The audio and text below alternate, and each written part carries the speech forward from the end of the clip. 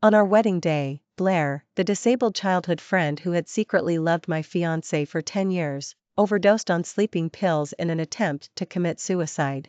When the news arrived, Ethan's eyes immediately reddened, and he rushed out the door. In my past life, I stopped him, hugging him from behind. "She's tricking you." 3 times she slashed her wrists, 5 times she jumped into the sea, 9 times she took sleeping pills. This is already the 10th time. "Have you forgotten what you promised me last time? To let go of her, to have your own life." Ethan was persuaded by me to stay, and the wedding was completed without a hitch. But later that day, news of Blair's death arrived. Ethan didn't say anything outwardly. But a year later, on the way to the hospital as he drove me, 10 months pregnant, he heartlessly abandoned me in a car accident, watching me die in childbirth. "If you hadn't stopped me on our wedding day, she wouldn't have died."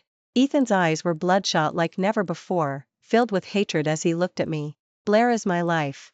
She lost the use of her legs because of me. I should have taken responsibility for her. All these days since her death, I haven't had a single good night's sleep. Grace, you owe her for all of this." Ethan threw me into a pool of blood and left. A wheelchair stopped in front of me. Blair wasn't dead at all. She spoke mockingly, looking down at me. "I told you before, I'm more important to him than his own life." I'd already swapped the sleeping pills for vitamins, but this time, the one who dies will be you. I gasped my last breath in despair. When I opened my eyes again, I was back on our wedding day. News of Blair taking sleeping pills arrived. Ethan, just like in my previous life, rushed out without hesitation. I didn't stop him. Instead, I told the bodyguards to clear the way. Everyone waited to see me make a fool of myself, but I calmly took off my wedding dress. "Since he can't leave that woman, then I'll leave him." Before we continue, please subscribe to this channel and tell us in the comments where you're listening from. At the lively wedding banquet, Ethan, dressed in a white suit, was about to exchange rings with me. "Something's happened." Daniel, Ethan's brother, rushed in, shouting while holding up his phone screen. "Ethan, Blair's done something foolish again.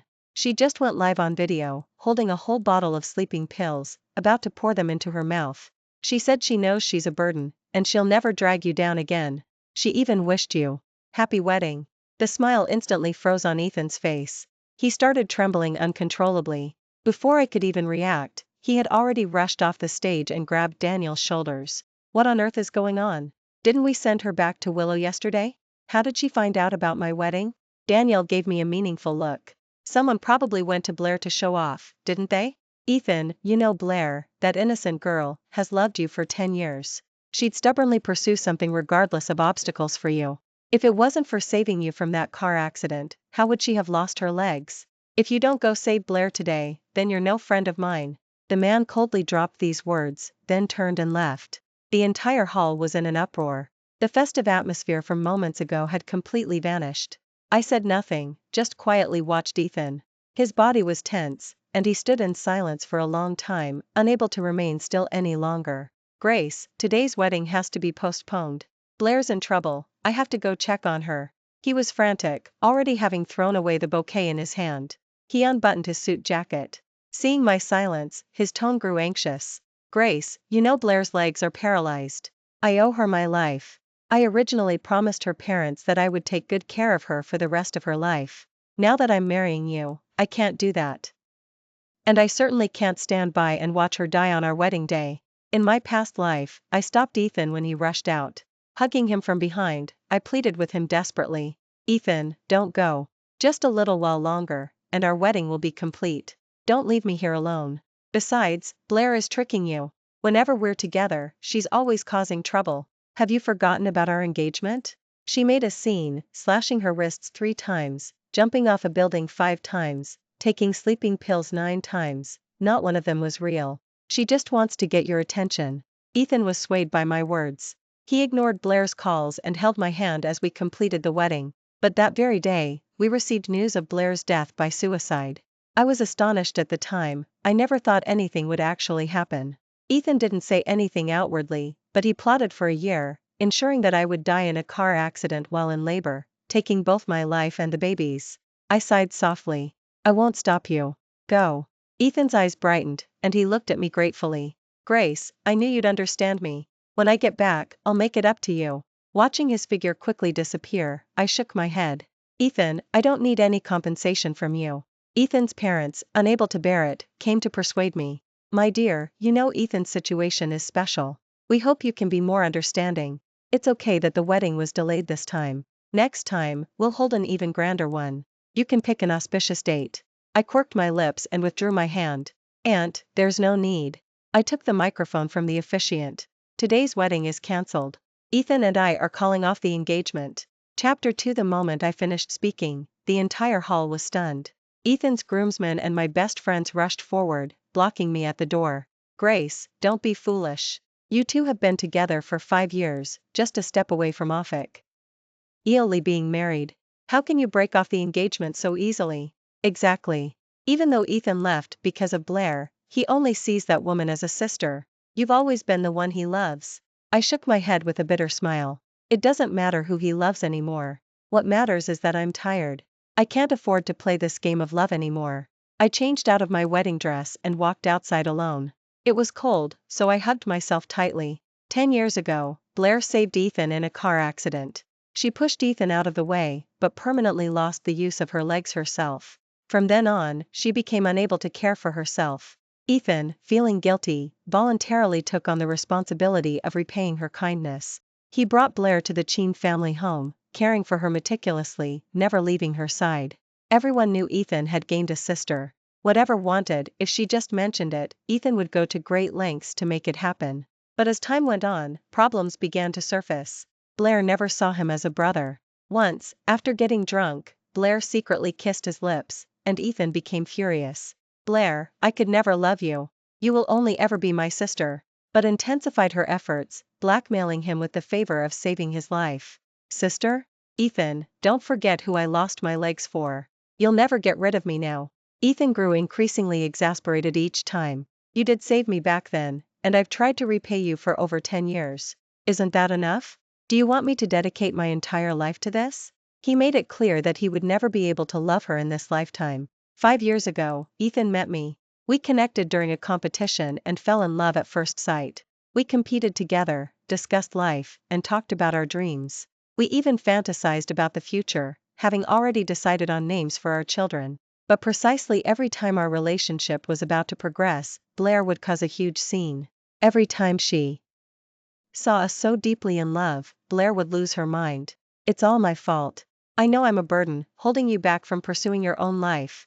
I even wish I were dead.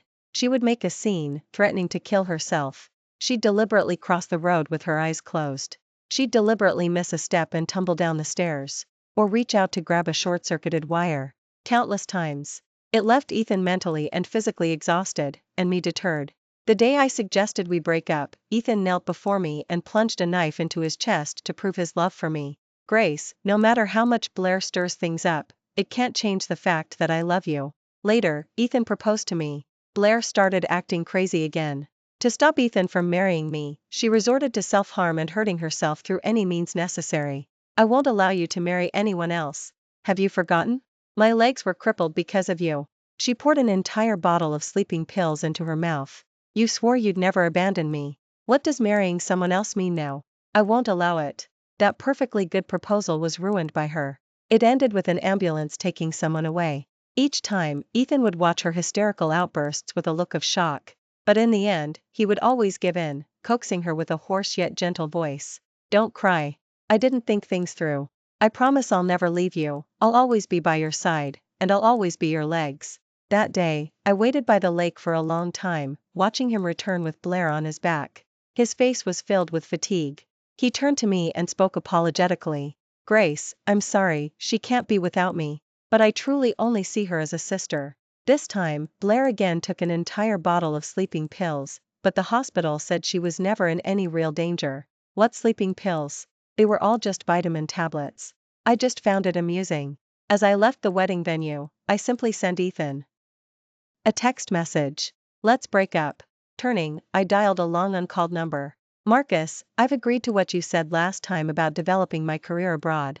From the other end came a man's surprised voice. My little princess, you've finally come to your senses. When are you coming? I'll pick you up. After hanging up, I was just about to book my ticket. From a distance, I saw a figure running towards me. Grace, I heard you announced at the wedding that you're calling off our engagement. Chapter 3. Ethan looked even more exhausted than before, and his voice sounded hoarse. But his tone was so urgent. The moment he ran towards me, his eyes red, I recalled countless past moments. Over these 5 years, every time because of Blair, we argued and broke up countless times. Every time I made up my mind to leave, Ethan would invariably look haggard as he chased after me, apologizing repeatedly. Grace, Blair is just crazy. Don't stoop to her level, you're the only one I love. Just a few words, and I would soften again. I understood Ethan's kindness, his weaknesses, and his struggles. But now, seeing them go back and forth, causing trouble again and again, I truly couldn't endure it anymore. I once thought Ethan was on my side, but now, there's no doubt, Blair is always his non-negotiable choice. Now our wedding had been completely ruined by him. Since that's the case, I won't force it either. Yes, we've called off the engagement, and let's break up too. I finished speaking decisively and turned to leave, but Ethan grabbed me tightly. Grace, please don't make a scene. Ethan's eyes were full of weariness and fatigue, and his voice was almost a whisper. One is already enough to give me a headache. Can't you understand me? His tone was so self-righteous. I looked at him expressionlessly and pulled my hand away. Why should I? You willingly took on her burden, carrying it forward with difficulty. That was your choice, but why do you have to drag me into it? I'll make things clear right now. Ethan, I don't want you anymore. Ethan, I told you, I'm very tired now. I don't want to have anything to do with you anymore. The man in front of me released my hand, his eyes red as he looked at me. He suddenly let out a desolate laugh. I knew it. It's because of Blair again, isn't it? I promise you, this is absolutely the last time. I've already bought tickets. In 3 days, I'll have someone send her back to Willow. By then, no one will disturb us anymore.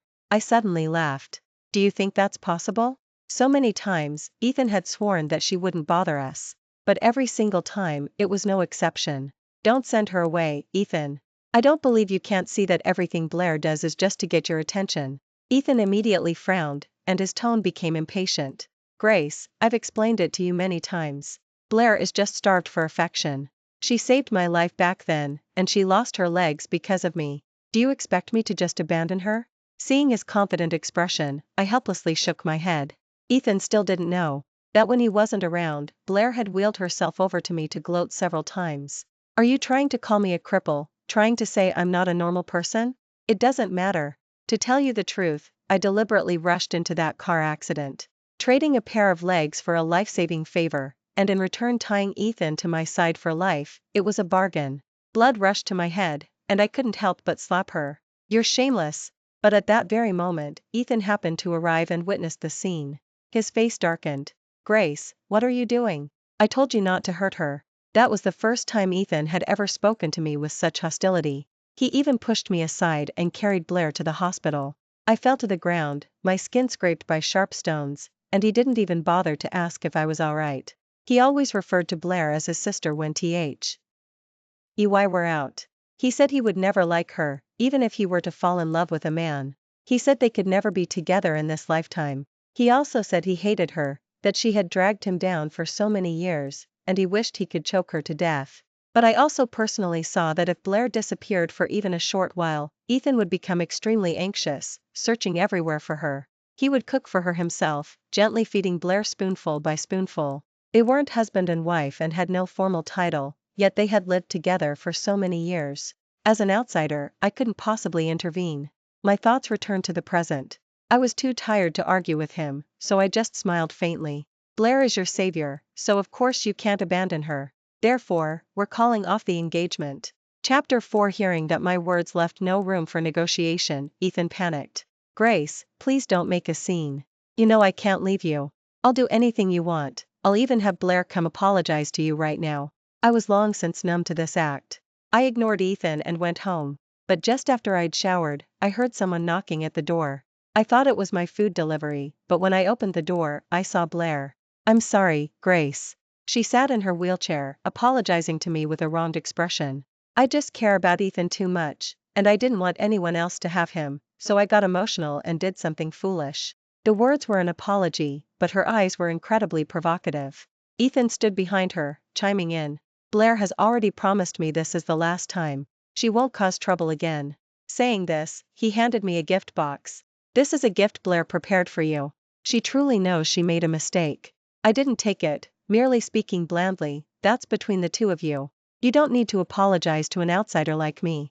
Just as I was about to close the door and dismiss them, Blair deliberately placed her hand in the doorframe. Grace, don't be so cold. At least take a look at the gift I prepared for you.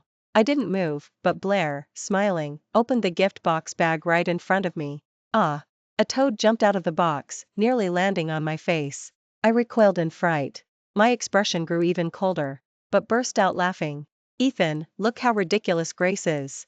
Blair. Ethan reprimanded her through gritted teeth, but then frowned at me. Grace, she's still childish, don't. Again, he was urging me not to hold it against her. But what obligation did I have? Ethan. My face completely hardened. I hope this is the last time. Don't bother me anymore. After I went back inside, no matter how much they knocked, I ignored them and pulled the covers over my head and slept. The next day, I cleared out everything related to Ethan. After all, there was only one day left. I was leaving soon. But the night before I left, Ethan actually started a live stream in front of my house. He knelt at my door, declaring his profound love to the camera. Grace, you know how much I love you. We've been together for 5 years, are you really going to back out now? Have you forgotten that when you had a fever, I went to a secluded chapel and prayed on my knees for hours to get you a protective charm? That's when you said you would marry me. When I almost got into a car accident, you heard the news and dropped your most important project just to come see me. We were so deeply in love, we even had our children's names picked out. How could you call off our engagement just because of Blair? The comments kept scrolling across the screen. This woman is too selfish. What a responsible, good man. He's taken care of his savior for all these years. How could he possibly let down his wife? Others said, the comment above is too naive. A man taking such meticulous care of another woman, managing her every need, could there really be nothing going on? I refused to believe it. Girl, run. No matter how devoted a man seems, don't marry him. I remembered that in my past life, Blair had genuinely died from taking sleeping pills, though I didn't know how it happened. Ethan, however, regretted it for the rest of his life because he hadn't saved her in time. He even plotted for a long time to get revenge. Until I was close to giving birth, he orchestrated a car accident, heartlessly abandoning me in a pool of blood. Only then did I realize how truly heartless this man was. But hadn't died at all. She faked her death just to exact cruel revenge on me. Thinking of this, I abruptly pushed open the door. Ethan, your behavior only makes me more disgusted. Since you've already started a live stream, I might as well be clear, we are completely over. The next day, I simply picked up my luggage and left. I hailed a taxi on the roadside to the airport. But the car took me on a circuitous route, moving further and further away from the airport, finally bringing me to an abandoned warehouse. Driver, did you take a wrong turn? This isn't the airport. I started to panic. Shut up. An unknown scent emanated from inside the taxi, and my consciousness began to blur. By the time I reacted, I was already being dragged out of the car. You never thought you'd see this day, did you? Blair's voice burst from above me. I abruptly looked up. It's you? I'm already leaving. I won't fight you for Ethan anymore. What are you going to do to me? Blair harshly squeezed my chin, then violently pushed it down. Grace, don't think I don't know your trick. You're just pretending to leave to make Ethan worried, so he'll chase after you, aren't you? I'm not falling for that. Only when you're dead will you no longer be a threat to me. Blair was clearly a lunatic. Even though I was about to leave, she still wouldn't let me go. She clapped her hands, and the group of men dragged me into the abandoned warehouse. Take good care of her, and remember to take plenty of photos.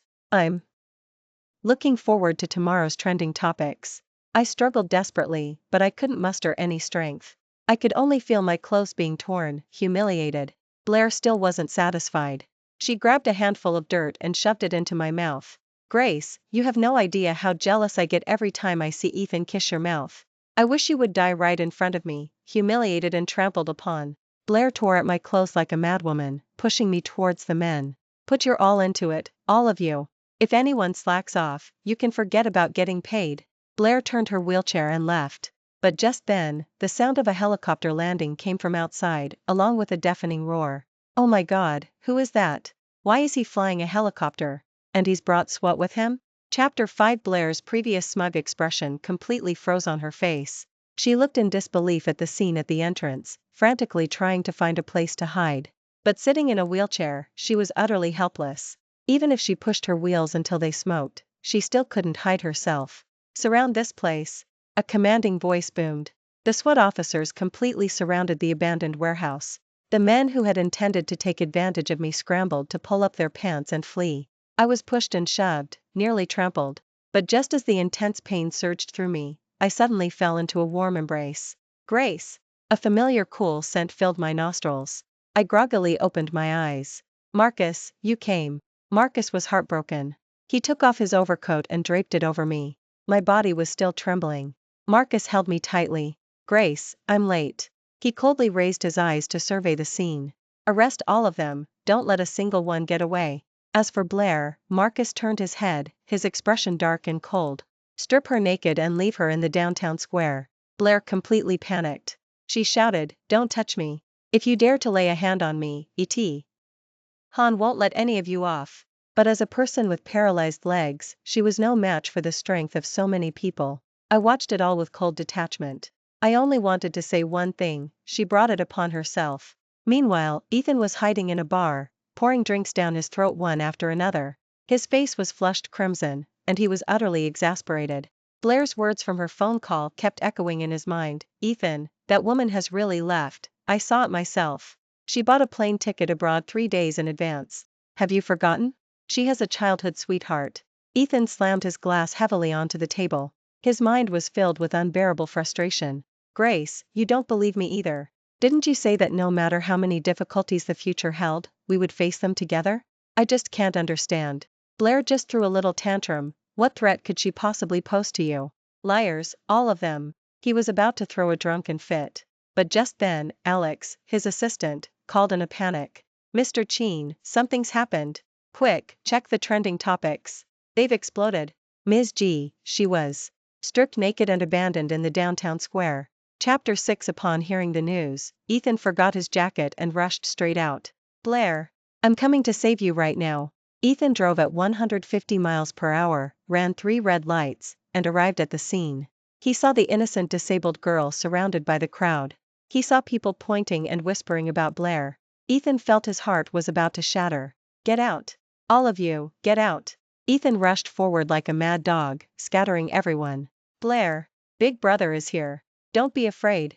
All the alcohol he had consumed earlier sobered him up instantly. Ethan took off his jacket and wrapped it tightly around Blair. Especially her legs, which had been disfigured and made unsightly by the car accident, were exposed to everyone's view. Blair cried with utter despair, continuously hiccuping her sobs. Ethan. I don't want to live anymore. Everyone's seen me completely exposed. I can't live with this shame. Ethan's face darkened. Tell me, who did this? Even without asking directly, Ethan already had an answer on the tip of his tongue. But he couldn't believe it. He couldn't believe that Grace could be such a vicious person, treating a girl this way just out of jealousy. It was Grace. Blair cried as if her whole being was about to shatter. With trembling hands, she pulled out photos on her phone. They were all photos of me disheveled. Ethan, I accidentally stumbled upon Grace having an affair with a man. Grace is absolutely not a suitable match. Ethan, look how deeply in love she pretends to be with you on the surface, but behind your back, she's secretly cuckolding you. She had my clothes stripped off and deliberately abandoned me on the street to torment me, all to get revenge. Ethan, men have seen me completely exposed now. I can't live with this shame. My legs are already crippled, making it so hard to get married. Now no one will ever marry me. I might as well just die. Ethan's eyes were bloodshot, and his body trembled uncontrollably. The barrage of information caused his chest to heave violently. At that moment, as if having lost his mind, he excitedly embraced Blair. I'll marry you, don't be afraid. If no one else will marry you, Blair, Ethan, will marry you. But for Grace to do something like this to you, I will absolutely not let her get away with it. Ethan was too focused on venting his emotions to notice Blair in his arms, whose lips were subtly curving into a slight smile. Chapter 7. Ethan, enraged and humiliated, came to confront me. Grace, do you have to be so malicious?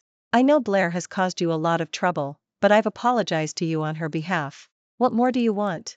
You had someone strip her naked and abandon her on the street? What deep-seated hatred do you have for her to want to destroy?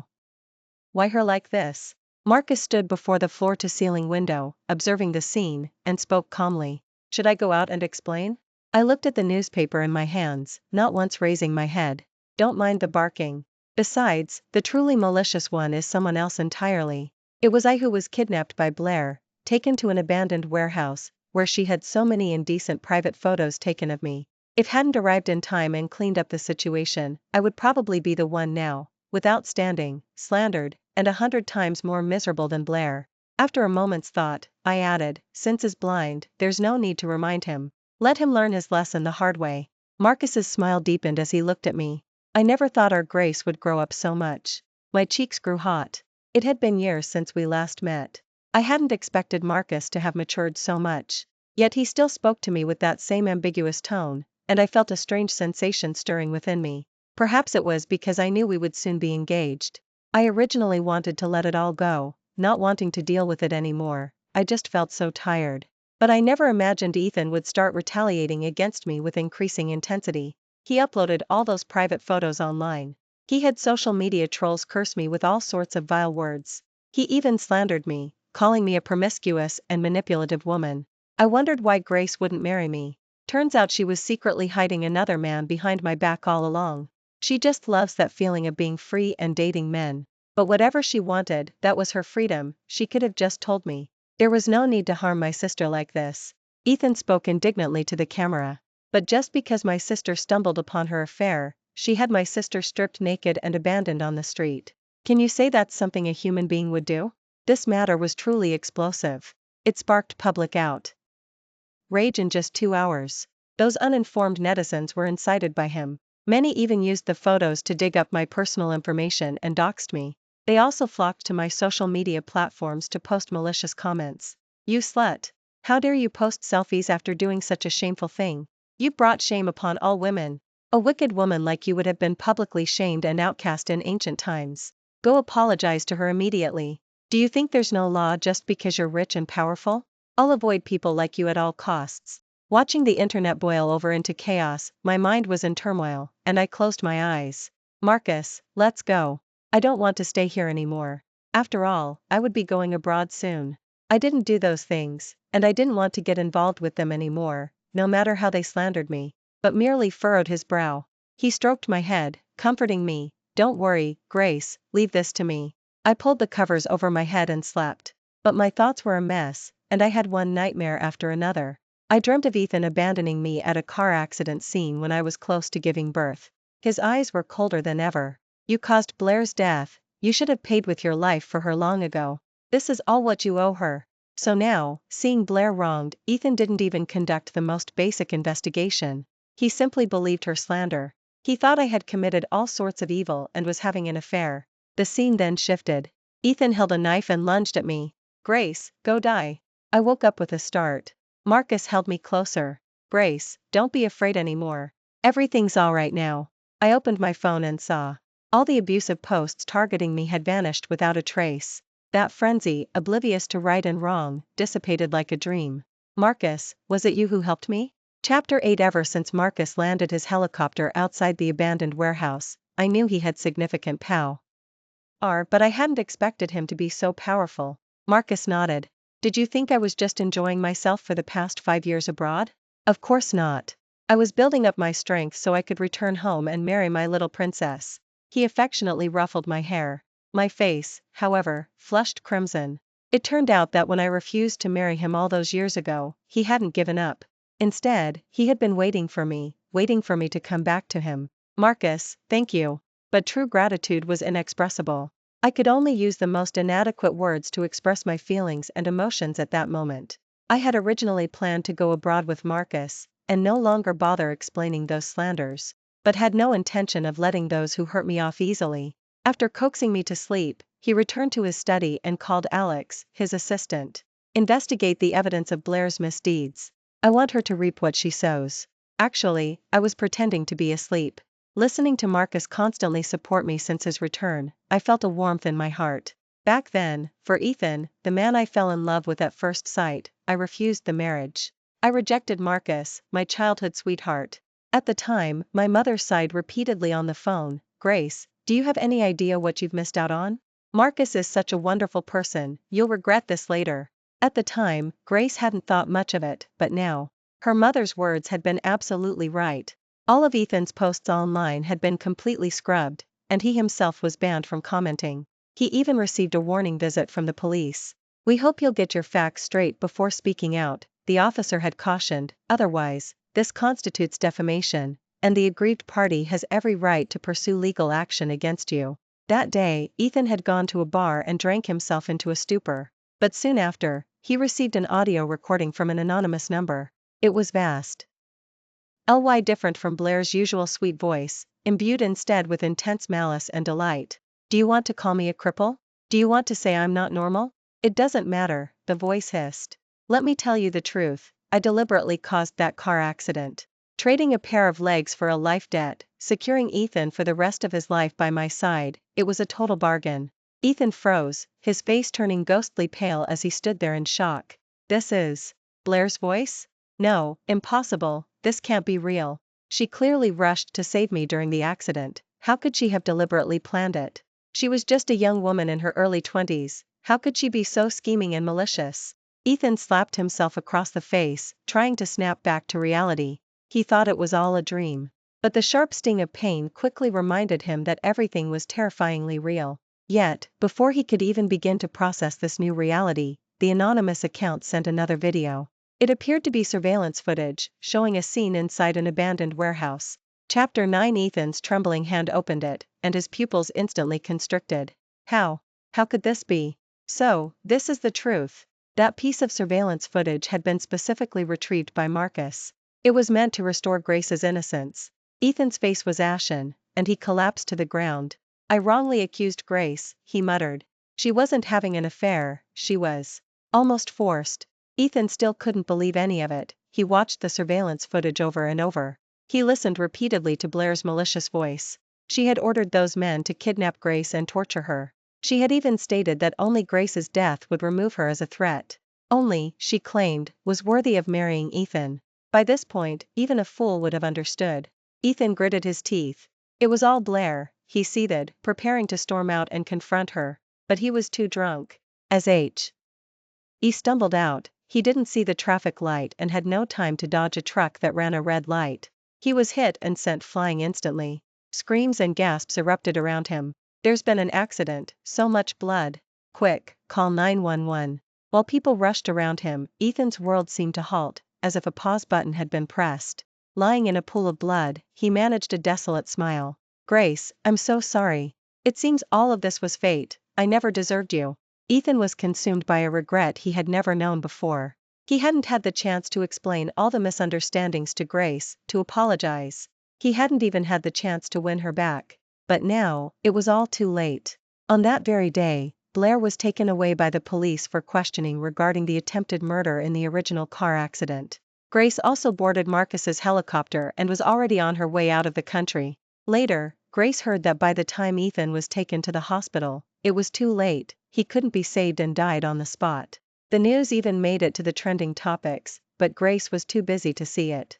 Around that time, Grace had just had a small argument with Marcus about their wedding. After the fight, she realized she was in the wrong.